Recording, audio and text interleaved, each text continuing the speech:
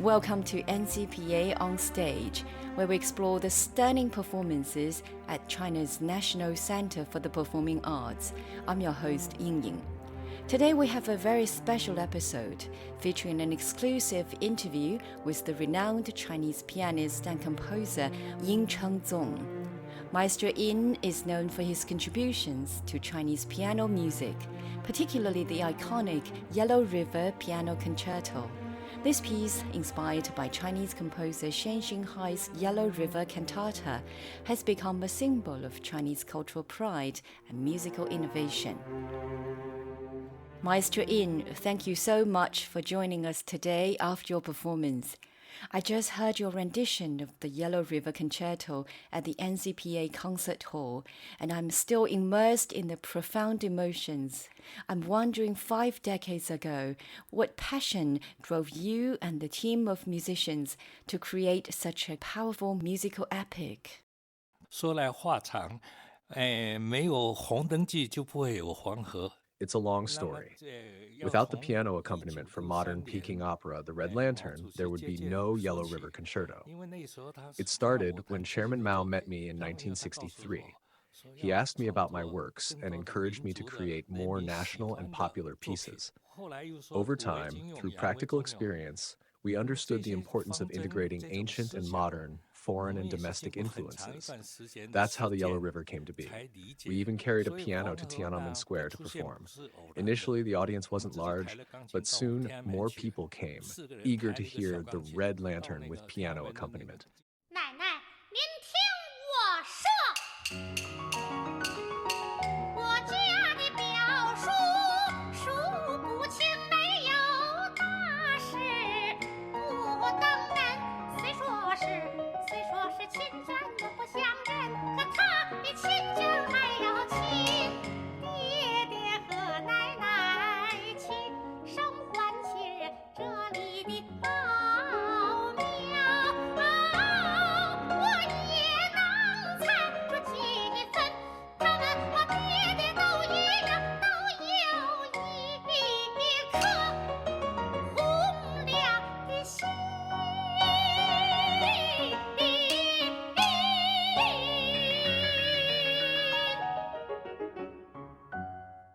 红灯记这个成功以后呢，就那个时候就去想说，应当有个协奏曲。 After the success of The Red Lantern, we felt a piano concerto was needed. We chose the Yellow River, and I led the team to the Yellow River to experience life there. The immense history and culture of the Yellow River, along with the harsh realities faced by the people, deeply inspired us. We believed that China, despite its struggles, would eventually rise and stand proud. The Yellow River Concerto reflects China's past, present, and future, and its narrative is ongoing. 黄河呢，用的西方的这个协奏曲这个方式，用钢琴那个，但是我们也打破了很多西方的框框。 The concerto uses Western techniques but breaks many traditional rules. Initially, experts advised us to follow classical forms, but we decided to write something that resonated with the people. We wanted it to be understandable and relatable. Over the decades, it has achieved that goal, resonating with audiences worldwide, especially in countries that have faced similar struggles. Now let's listen to the first movement of the Yellow River Concerto, the song of the Yellow River Boatman. Maestro Yin, can you tell us about the spirit this movement conveys? 我们去体验生活，第一站是到了那个湖口。 We experienced life by the Yellow River, and the imagery of smoke for 100 miles and sailing on dry land spoke of the harsh conditions. The music reflects the powerful and dramatic scenes we witnessed, embodying the struggle and resilience of the people.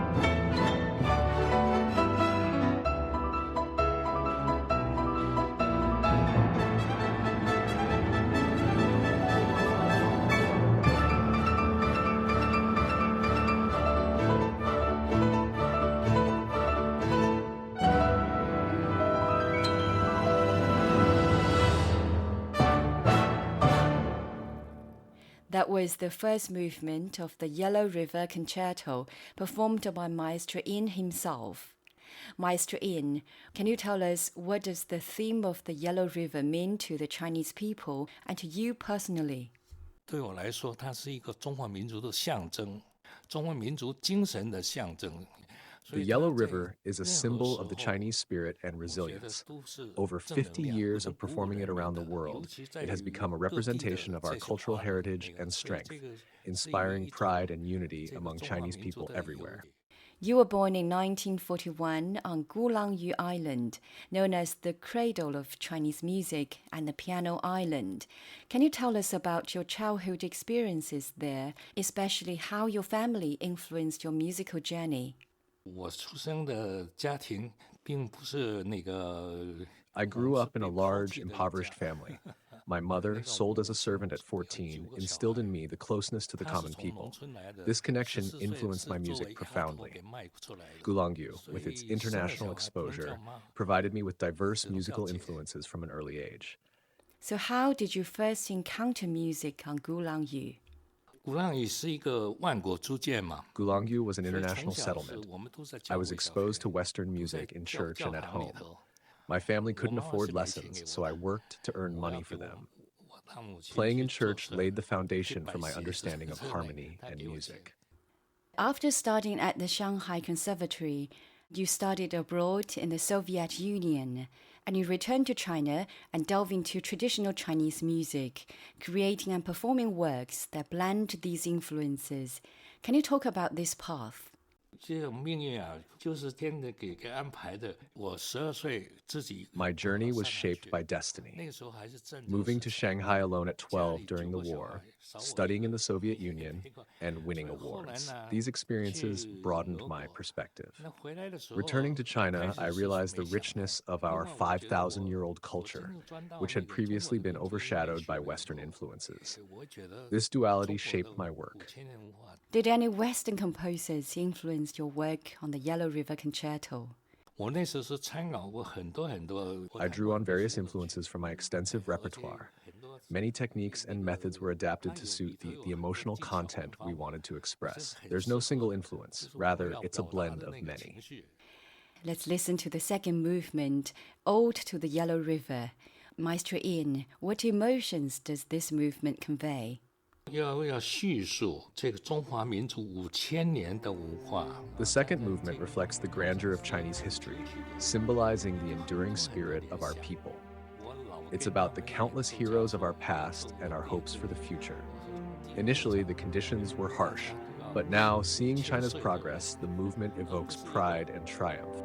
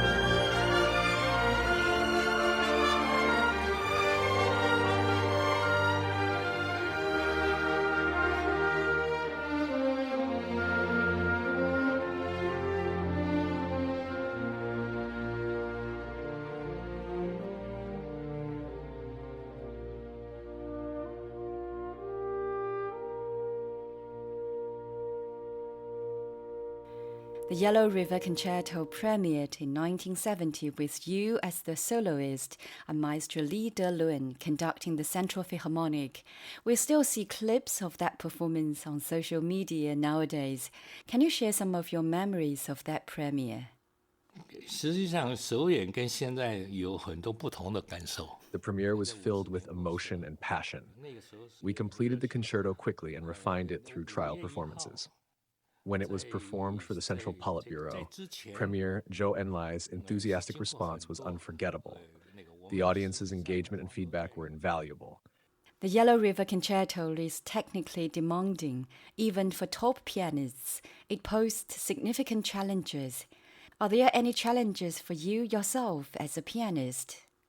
因为我弹了那么多年，我倒没有觉得黄河的每个音都我们都。Having performed it for so many years, I don't find it as challenging, but maintaining technical proficiency, especially as I age, requires continuous practice. I dedicate several hours daily to practice, ensuring I stay performance ready. What is the most challenging part of the concerto? 我现在最难的一章，年轻人弹不好的是第三乐章。 The third movement is the most challenging for young pianists. It's deeply emotional and incorporates many traditional Chinese rhythms and elements. Understanding these nuances is crucial. Let's listen to the third movement, Wrath of the Yellow River. Maestro Yin, what does this movement express? 这一章主要是有两个对比的东西。 The third movement contrasts the peaceful life in the liberated areas with the suffering under occupation. It uses theatrical and dramatic elements to convey anger and struggle, culminating in a powerful and emotional climax.